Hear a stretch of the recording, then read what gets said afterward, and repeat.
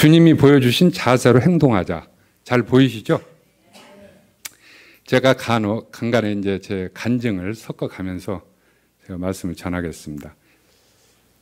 하나님께서 지역 모임, 곧 교회의 일꾼을 어떻게 부르시나 이렇게 말씀을 찾아보니까 출애굽기 3장 4절하고 에레미야 1장 4절 5절에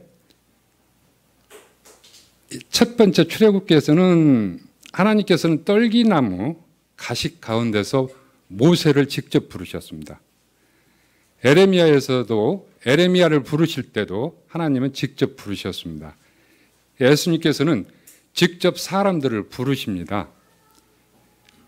직접 부르신 그 말씀이 있죠. 마가복음 3장 13절에서 19절 말씀.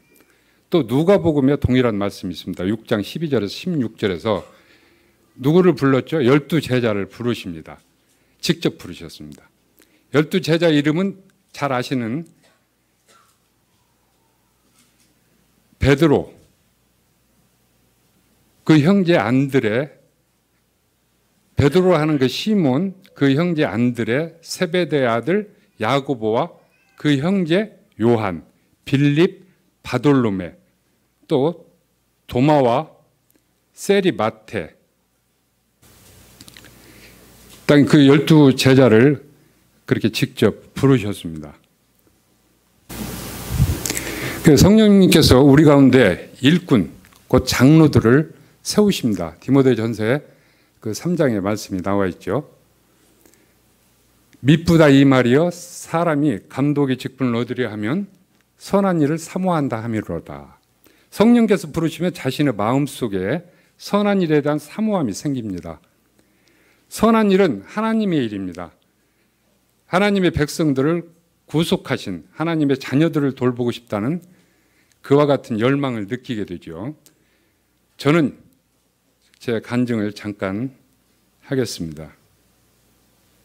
성령께서 우리에게 소원을 두십니다. 그런데 이것이 성령께서 두신 소원인지 내 마음에 가지고 있는 욕구인지 그것을 구분해내야 합니다. 그런데 제가 지금 간증을 약간 여기에 넣어놓은 거에 있는데 그거 지금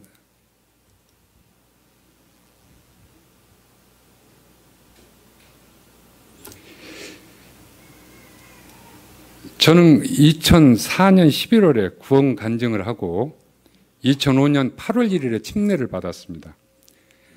주님은 제가 주님을 나의 구주로 영접하고 하나님의 자녀가 된 지 지금 올해로 13년째입니다. 하지만 교회 출석 일수는요 86년부터 시작했으니까 32년 됐습니다. 32년. 근데 그래서 그 성도님들을 부르시기에 그 닉네임이 있었어요. 제가 20년짜리라고 이렇게 불렀거든요. 너무 오래 걸렸습니다.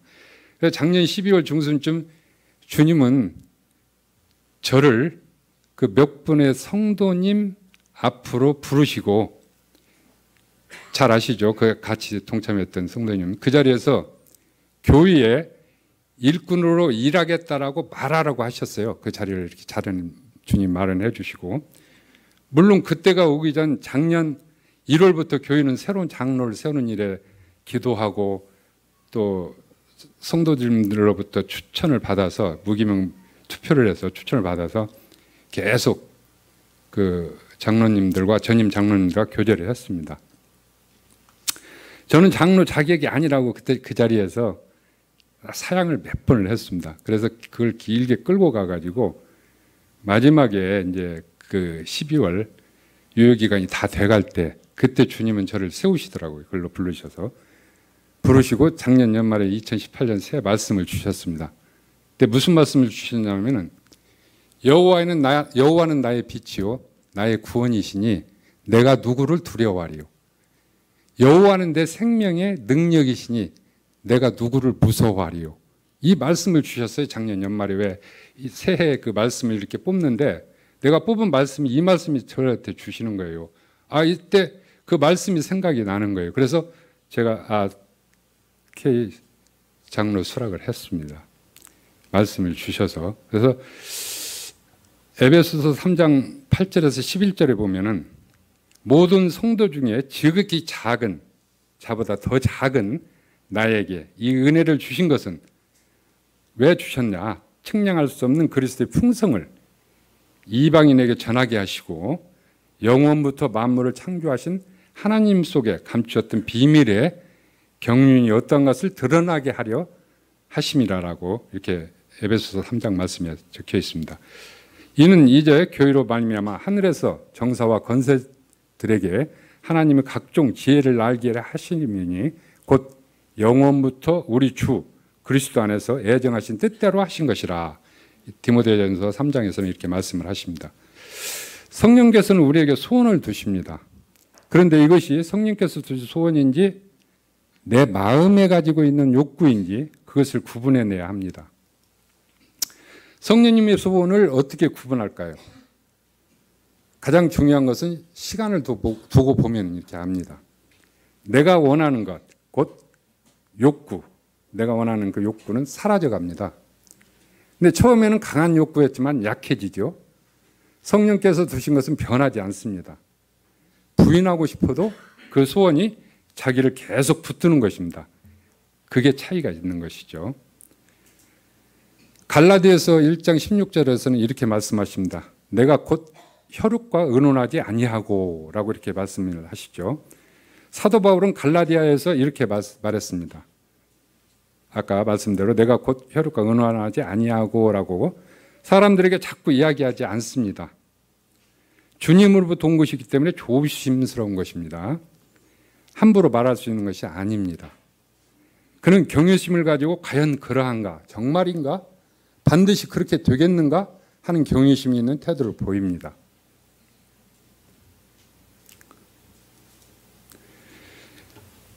아까 말씀드린 그 장로 일은 무거운 일입니다. 잘못하면 그가 하나님 앞에서 책임져야 합니다. 그래서 야고보서 3장 이렇게 말합니다. 선생들여 많이 노력하지 말아라고 이렇게 말씀하시죠. 장로직은 무슨 명예로운 직이 아닙니다. 기성교회에서는 굉장한 명예직이죠. 이게 장로가. 세상에 있는 무슨 높은 지위가 아닙니다. 그래서 인간적인 야망을 따라 올라가는 자리가 아니죠. 그 자리는 부름을 받은 사람이 하나님 앞에서 책임을 지고 해야 하는 무거운 일입니다. 그래서 인간적인 생각으로 취하려고 하는 그 자리가 아닙니다. 앞에서 말했듯이 장로 자리는 곧 일입니다. 밑에서 섬기는 일입니다. 그 말씀이 있죠. 섬김에 대해서 마태복음 20장 28절과 마가복음 10장 45절에 동일한 말씀이죠. 인자에 온 것은 섬김을 받으려 함이 아니라 도리어 섬기려 하고 자기 목숨을 많은 사람의 대속물로 주려 함이라라고 이렇게 성경은 말씀하십니다. 높은 데서 통치하거나 결정권을 행사하는 것이 아니고 수고하는 일입니다. 밑에서 섬기는 것이죠. 교회에서 가장 중요한 것은 그 인도자들입니다. 인도자들이 누구냐에 따라서 그 교회의 성향이 좌우되기 때문입니다.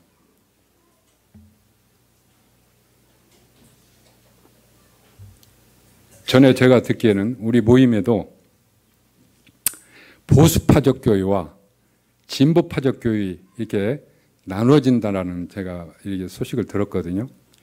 근데 그 교회는 정치판이 아니죠. 보수파, 진보파가 아닙니다. 또 하나는 말씀입니다. 말씀. 교회에서 가장 중요한 것은 말씀입니다. 말씀으로 인도하는 것이죠. 다른 어떤 것으로 인도하지 못합니다. 인도하는 유일한 근거는 말씀입니다. 교회에서 필요한 4가지 기준을 제가 이렇게 한번 말씀을 드리겠습니다.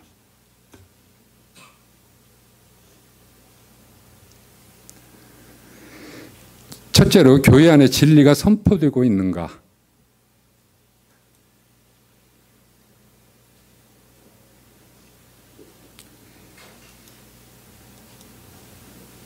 교회 안에 사랑이 있는가?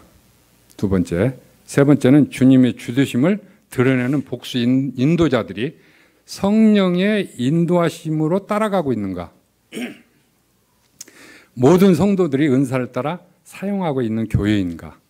이게 교회에서 필요한 4가지 기준을 제가 이렇게 한번 작성을 해봤습니다.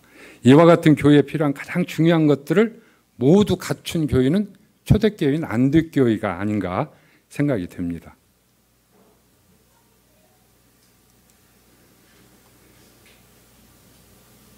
양을 돌보는 그 목자 시편 23편에 잘 나와 있죠.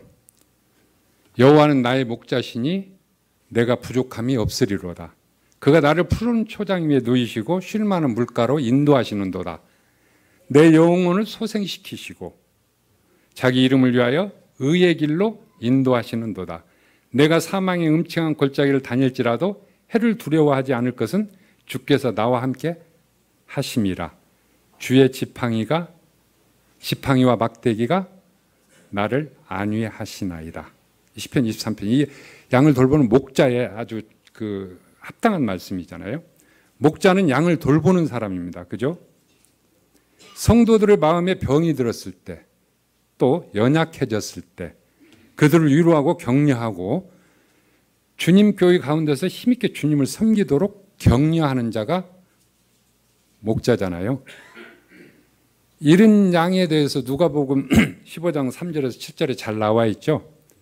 99마리 양을 놓고 길 잃은 양 한 마리를 찾아 나셨던 주님, 양을 찾음으로 기뻐서 잔치를 베풀었던 그 주님의 그 말씀이 누가복음 15장 3절에 나와 있습니다. 양의 특성을 보면은 다시 돌아오는 귀소 본능이 없습니다. 양은. 그 다음에 독초인지 독초가 아닌지 구분할 능력이 없습니다. 양은. 또 다른 짐승으로부터 자신을 보호할 능력이 없어요. 연약해서 양은. 그래서 교회의 교사는 또 다른 목자입니다. 교회의 교사를 말씀드립니다. 구원받은 성도들의 삶과 교회에 대해서 가르치는 사람입니다. 지난주에 주님을 나의 주로 영접한 거듭난 그 새신자가 9명이 교회에서 탄생했습니다. 그 9명 새신자를 이런 교회 교사는 잘 인도해야 할 것 생각이 됩니다. 이러한 은사자들은 하나님께서 주셨습니다. 은사자들이 하는 일은 성도를 온전케 하는 것이죠. 하나님께서 먼저 은사자들을 주시고 이 은사자들은 하나님이 주신 은사를 사용해서 성도를 온전케 합니다. 그리고 성도들이 일합니다. 성도들이 일하면 교회가 세워지는 것이죠.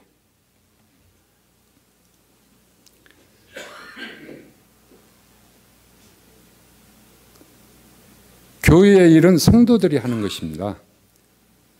은사자들이 하지 않습니다. 온전케 한다는 것은 뭐죠? 준비시킨다는 뜻입니다. 마태복음 4장에 어떻게 되어 있냐? 주님은 베드로와 안드레가 고기 잡고 있을 때 부르시죠. 이르시기를 어떻게 말씀하셨나요? 나를 따라오너라. 내가 너희로 사람을 낚는 어부가 되게 하리라. 그리고 조금 더 가시다가 요한과 야고보도 갈릴리 바닷가에서 그물을 깁고 있었을 때 주님께서 그들을 부르십니다. 부르시니까 어떻게 했어요? 그들이 배와 그물 또 부침까지를 버려두고 주님을 쫓았습니다. 그때 그물을 깁고 있었다라는 깁다라는 그 단어가 온전케 한다라는 단어와 동일하게 쓰인 단어입니다.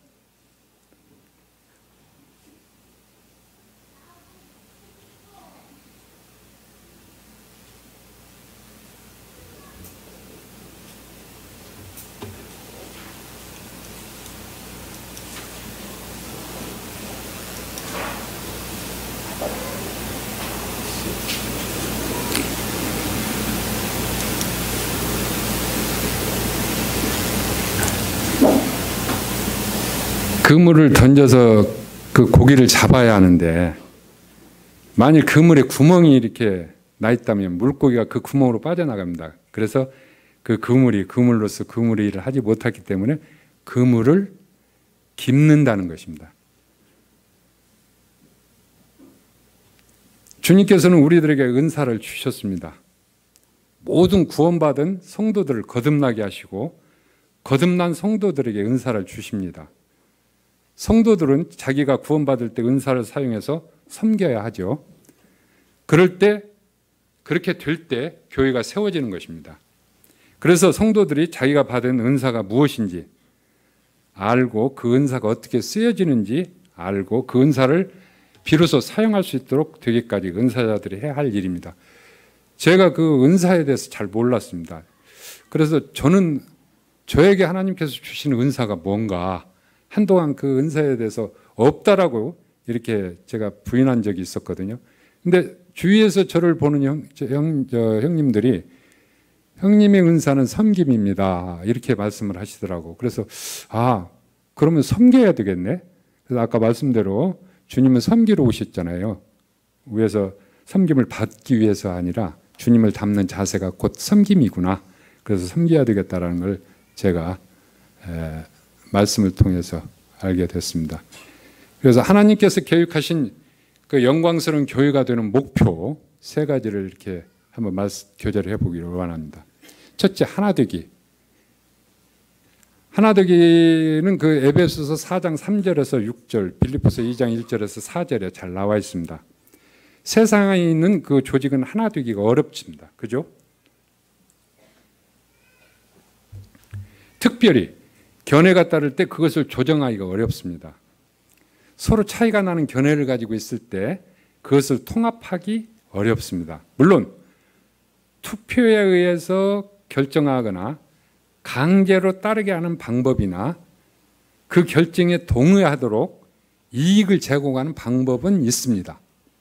그러나 그와 같은 것들은 결코 겉과 속이 똑같은 하나됨, 조직적인 하나됨이 아닌 마음으로 하나됨을 이루어내지 못합니다.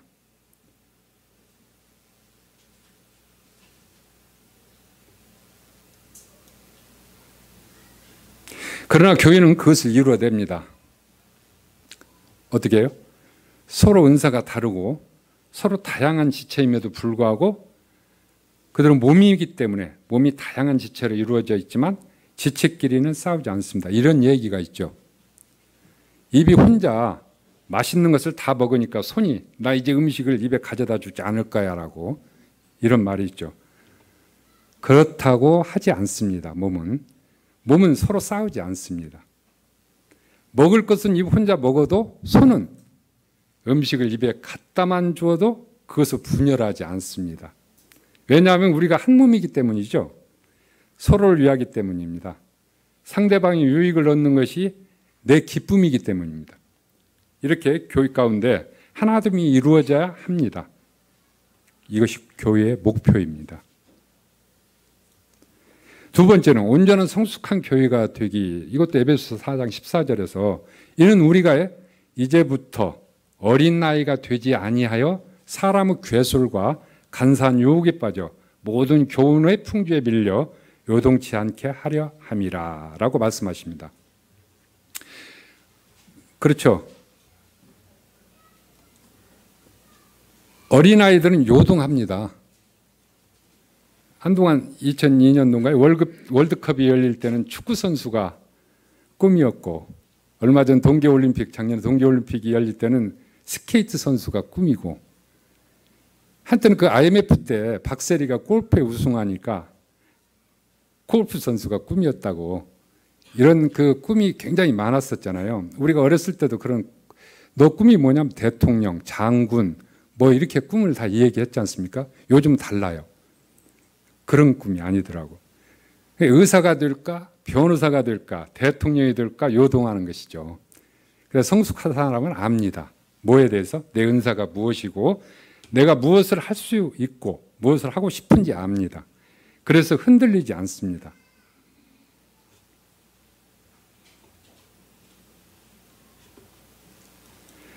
세 번째는 그리스도를 반영하기입니다. 그리스도를 반영하기. 창세기 1장 1절에 보면은 태초에 하나님이 천지를 창조하시느니라 이렇게 적혀 있죠. 그럼 성경 마지막 구절에 요한계시록 22장 21절에는 무슨 말씀이 쓰여 있습니까? 주 예수 은혜가 모든 자에게 있을지어다. 아멘. 이렇게 쓰여 있습니다. 그래서 성경 66권, 구약 39권, 신약 27권 성경 전체에 그리스도를 반영하는 말씀입니다. 어떤 말씀만이 아니고 성경 전체가 그리스도를 반영하는 말씀이십니다. 그래서 주님은 하나님이시지만 사람의 몸을 가지고 태어나셨죠. 2000년 전 이 세상에 남자의 후손이 아닌 여자의 후손으로 몸을 가지시고 태어나셨습니다. 잘 아시죠? 왜 여자의 후손으로 태어나신지는. 교회는 이 세상 가운데서 주님을 드러냅니다. 그래서 우리가 세상 가운데 들을 수 있는 가장 모독적인 소리가 있죠. 세상 사람들이 우리들을 보고 뭐라고 말씀하시나요? 자주 하시는 말씀이 있습니다. 하나님이 어디 있느냐? 있으면 보여봐라. 근데 보여봐라 이렇게 세상 사람들이 우리를 이렇게 조롱하는데 히브리서 11장 1절에 정답이 말씀이 있습니다.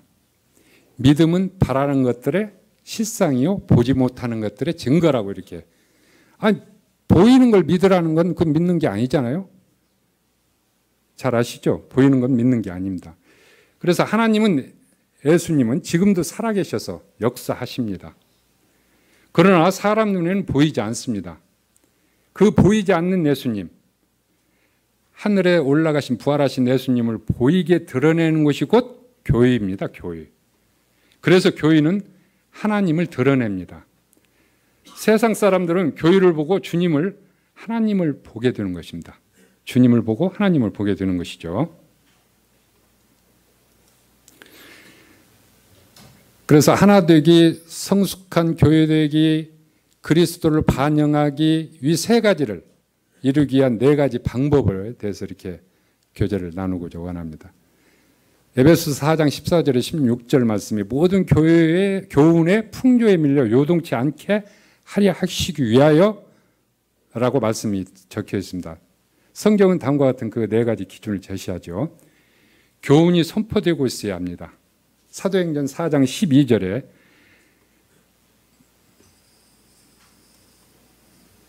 교훈은 하나님의 진리입니다. 하나님의 진리의 특징은 배타적입니다. 예를 들어서 그 전도할 때 얼마 전에 저희가 4월 13일부터 15일까지 전도 집회를 앞두고 그 이전에 전도제를 이 주위에 이렇게 돌리는 그 시간을 2주에 거쳐서 가졌죠. 근데 그 전도할 때 그 어려운 점 저희가 다 경험을 했습니다. 왜 당신들은 예수를 믿어야만 천국에 간다고 하느냐, 이렇게 세상 사람들이 얘기합니다. 지방에서 서울로 올라가는 길이 한 길이 아니지 않냐, 이렇게 얘기하면서 불교를 신실하게 믿는 자나 테레사 수녀처럼 인도의 어느 그 촌에서 납병 환자를 평생도록 돌보는 선한 일을 한 사람들이 천국에 가야지. 이건 행위예요, 행위. 행위잖아요. 행위로 인해서 천국에 가는 건 아니지 않습니까? 하나님의 은혜로 천국을 가는 겁니다. 그래서 당신들의 삶은 별로 감동적이지 않음에도 불구하고 예수를 믿었다는 단 하나만의 이유로 천국에 간다니 이게 말이 되느냐. 이 불신자들은 이렇게 말을 합니다. 그래서 이 말이 세상이 하는 반발입니다. 반발. 저희들이 합당하게 살아야 하겠지만 진리라고 하는 것은 성경이 이렇게 말씀하시기 때문이죠. 어떻게 말씀하십니까? 사도행전 4장 12절에 말씀하시잖아요.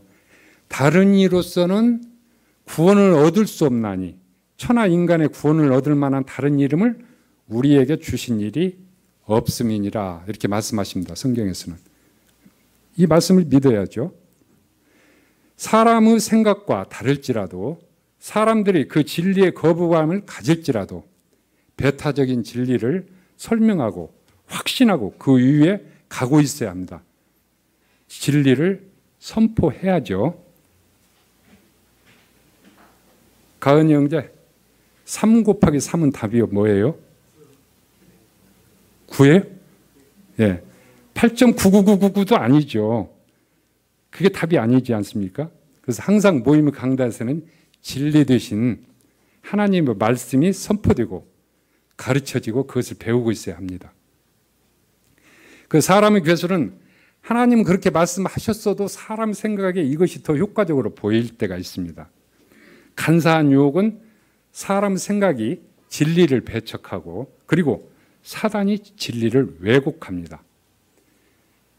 사단이 진리를 왜곡해서 우리가 죄를 범했던 첫사람 아담이 있죠. 아담과 하와 선악과 사건이잖아요. 그게 좋은 예입니다. 우리가 하나님의 진리의 말씀을 배워가지 않으면 우리는 반드시 사람의 생각과 사단의 간사한 유혹에 흔들릴 것입니다. 그죠? 흔들리지 않는 하나님 앞에서 인정받는 진리가 강단에서 선포되는 교회여야 합니다. 이 세 가지를 아까 이루기 위해서 이제 두 번째, 오직 사랑 안에서 참된 것을 하여 범사에 그에게까지 자랄지라. 그는 머리니 곧 그리스도라. 머리 되신 그리스도. 죽어가는 영혼들에 대한 사랑을 갖고 복음을 전하고 있어야 합니다. 그죠? 한 영혼이 주님을 알지 못하여 멸망하여 가는 것을 안타깝게 여기는 사랑이 있기 때문입니다. 멸망하여 가는 것은 어떤 거죠? 한 번 죽는 것은 사람에게 정하신 것이요, 그 후에는 심판이 있다라고 분명히 성경은 말씀하십니다. 그럼 두 번 죽여요, 두 번. 한 번 죽는 육신이 죽습니다. 근데 둘째 사망을 피하고 어린 양의 생명책에 이름이 기록되어야만 합니다. 사람은 내가 희생되더라도 상대방의 유익을 구하는 것이죠. 그래서 구원받지 못한 사람에게 사랑으로 말해야 합니다. 당신은 구원받으셔야 합니다. 우리와 함께 이 영광스러운 길을 가야 합니다. 그렇지 않으면 아까 말씀드린 대로 그 길 끝에 두 번째 사망이, 영원한 멸망이 기다리고 있습니다. 사도 바울은 자기 동족 유대인들을 위해서 그 마음속에 눈물의 기도가 있었죠. 이렇듯 영혼들에 대한 사랑을 우리도 가지고 있어야 합니다. 복음을 증거하는 데 있어서 어려운 점이 있습니다. 사람들이 다 들었다고 하고 알았다고 하고 전도지를 주어도 받지도 않고 또 교회에 초청해도 오지도 않습니다. 그래서 우리는 말로만 할 것이 아니라 삶으로 보이기 시작합니다. 친절하게 대하고 안타까운 눈빛을 던져보기도 하고 그리고 기회가 되는 대로 그 마음을 사기 위해서 온갖 일을 합니다. 하나의 일화를 말씀드리겠습니다. 믿기 위해서, 교회로 불러들이기 위해서, 하나님 말씀을 듣게 하기 위해서 구도자를 모이게 할 때 일본에서는 우리 모임에 저희는 그 크리스마스라는 행사를 뭐 이렇게 안 하는데 기성교회는 크리스마스를 하잖아요. 거대하게 꾸미고 유형적으로 보기 좋게 하고 그다음에 맛있는 음식을 진수성찬 다 차려놓고 부릅니다. 그럼 그런 걸 먹기 위해서 유인을 해서 오개코름 이렇게 만드는, 그래서 하나님 말씀을 그렇게 해서라도 하나님 말씀을 듣게 하기 위해서 그런 장을 마련하는 겁니다. 그러나 그거는 항상 하는 게 아니고 그러나 언젠가는 반드시 말로 해야 합니다. 성경은 이렇게 말씀하시죠. 어떻게? 그러므로 믿음은 들음에서 듣게 하기 위해, 믿기 위해서는 듣게 해야죠. 그러므로 믿음은 들음에서 나며 들음은 그리스도의 말씀으로 말미암았느니라라고 로마서 10장 10절에서 이렇게 말씀을 하십니다. 그래서 믿음은 들음에서 난다고 하셨기 때문에 꼭 듣게 해야 합니다.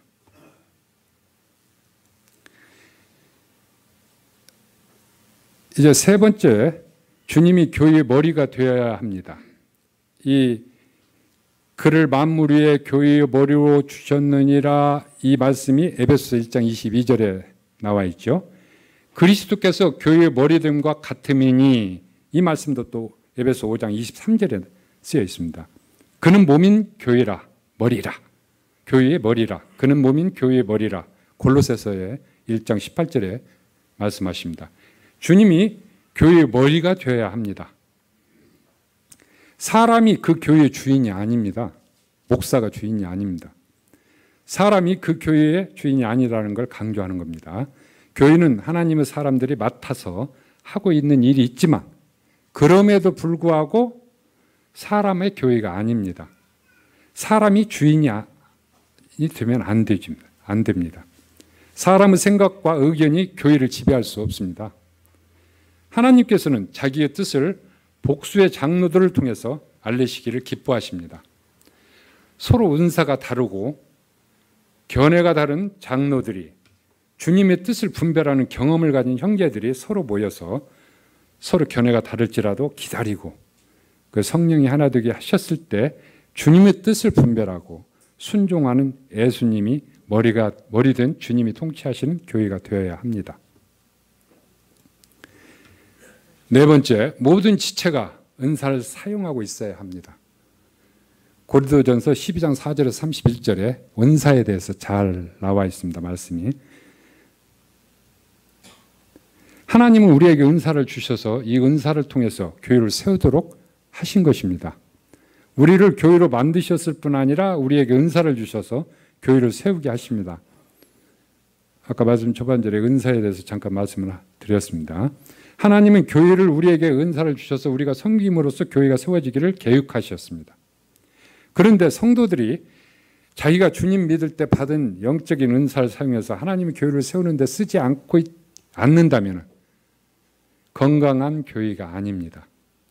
또 은사를 사용할 때 소수의 특정한 사람만이 일하고 다수의 성도들은 구경만 하는 것은 성경적인 교회가 아닙니다.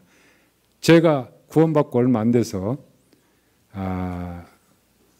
내가 아니더라도 아주 비상적으로 행동을 했습니다. 제가 아니더라도 다른 사람이 하겠지. 어떤 핑계를 대서 그 자리를 모면하고 빨리 가려고 했던 그런 일이 생각이 납니다. 그래서 구경만 하는 것은 성경적인 교회가 아닙니다. 서로 합심하여 합력할 때 하나님의 선을 이룬다라고 말씀이 있죠. 은사를 사용하는 데 있어서 비유 말씀이 고린도전서 아까 12장에서 이 두 가지를 말합니다. 잘 아시죠? 고린도서 12장 15절에 어떤 말씀이냐?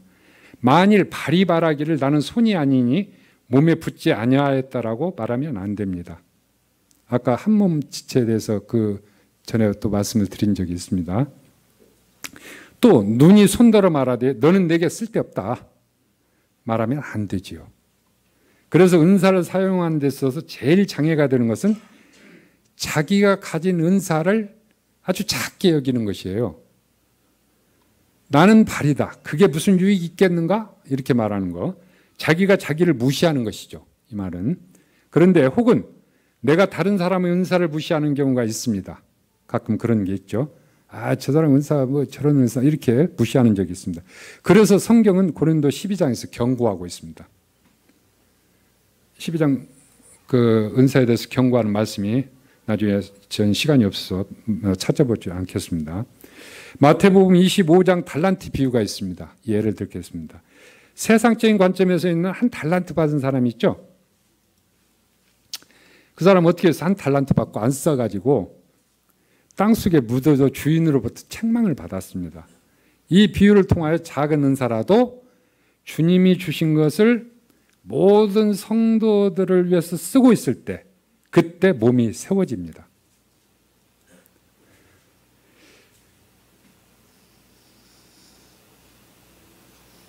제가 장로의 이제 직임을 이렇게 부여를 받고 얼마 안 돼서 선임 장로님께서 읽어보시라고 주신 알렉산더 스트라크의 형제가 지은 효과적인 장로 모임의 책에서 제가 이렇게 읽어본 적이 있습니다. 사도행전 20장 28절에 성령께서 장로 일꾼을 세우신다라는 말씀인데 너희는 자기를 위하여 또는 온 양떼를 위하여 삼가라. 성령이 저들 가운데 너희로 감독자를 삼고 하나님이 자기 피로 사신 교회를 치게 하셨느니라. 스트라크 형제 말씀이 신약 성경에 가면 장로들을 함께 양들을 돌아보고 베드로전서 5장 2절에 양들을 돌아보는 말씀이 있습니다. 또 5장 2절에 양들을 감독하며 사람들을 인도하고 디모데전서 말씀입니다. 데살로니가 전서에도 사람들을 인도하는 말씀이 나와 있습니다. 그 다음에 디도서 1장 7절에 보면은 하나님의 집을 관리하며 교리적인 문제를 다루고 판단하며 사도행전 15장 6절을 디도서 1장 9절에서 또 2장 1절에 이렇게 그 말씀이 나와 있습니다. 상담했다. 사도행전 21장 17절에서 26절 성도들을 그러니까 성도들인 양들을 돌아보고 성도들을 감독하며 사람들을 인도하고 구도자도 인도하고 사람들을 인도하고 하나님의 집인 교회를 관리하며 교리적인 문제를 다루고 판단하며 또 성도들을 상담했다 라고 알렉산더 스트라코 형제님이 이렇게 말씀하셨습니다. 장로들이 할 일. 주님이 보여주신 그 자세로 행동하자는 빌립보서 2장 너희 안에 이 마음을 품으라 곧 그리스도 예수의 마음이니 이 말씀이 우리의 모든 모임의 법칙을 제공해 주는 말씀입니다. 주님이 보여주신 사랑을 가지고 행동하자. 요한복음 말씀이죠. 13장 34절에 35절 새 계명을 너희에게 주노니 서로 사랑하라. 내가 너희를 사랑한 것 같이 너희도 서로 사랑하라. 너희가 서로 사랑하면 이로써 모든 사람이 너희가 내 제자인 줄 알리라라고 이렇게 요한복음에서 말씀하십니다. 새 계명은 우리 주 그리스도께서 직접 명하신 것으로서 모든 모임에서의 우리의 행동에 대한 기초를 제시합니다.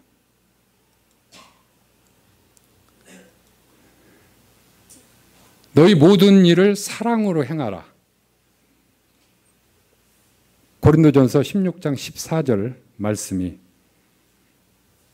그리스도의 자세가 모든 것이다라고 이렇게 오늘 제가 주님이 보여주신 자세로 행동하자의 주제로 성경 말씀을 비유하며 두서없이 말씀을 전했습니다. 이는 곧 이 말씀대로 너희 모든 일을 사랑으로 행하라. 저희가 모든 것을 사랑으로 행하는 것이 주님이 보여주신 자세이며 행동이 아닌가 사로되며 성도님들의 그 신앙생활에 조금이라도 유익이 되시길 바라며 마치겠습니다. 제가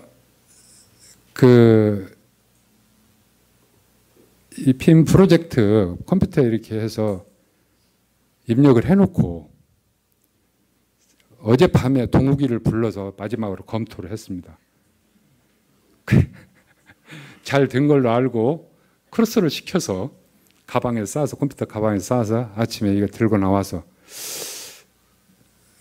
동욱이 말대로 한 9시쯤 우리 먼저 가서 이거 테스트 해볼까요? 그랬는데 아니 그렇게 됐으니까 됐겠지. 아니나 달라. 막상 내 시간이 돼서 열어보니까 컴퓨터에 내가 업그레이드를 시키면서 이걸 크로스를 시켜놨답니다. 그래서 업그레이드 되는 시간이 한 1분? 그래 업그레이드 다 됐는데 왜 안 돼 또. 마음이 조마조마합니다. 제가 여기서 광고 그 시간을 벌기 위해서 전석기 형제님이 장로님이 이렇게 광고를 먼저 말씀을 드렸는데 그때까지도 이게 안 켜지는 거예요. 아 이거 큰일 났어요. 이거 어떻게 됩니까? 이 멘붕이 되는 거 아닙니까? 제가 자료를 해왔는데 이 자료가 발표가 되지 않으면은 그 다음에 오늘 제가 단에 서서 말씀 전하는 이 시간은 사용하는 건 처음입니다. 첫 번째입니다. 아주 미숙합니다. 다음에 이제 좋은 그 기회가 됐을 때는 아주 능숙하게 잘할 수 있도록 기도 부탁드립니다. 마지막으로 기도드리고 말씀 마치겠습니다. 아버지 하나님 감사합니다.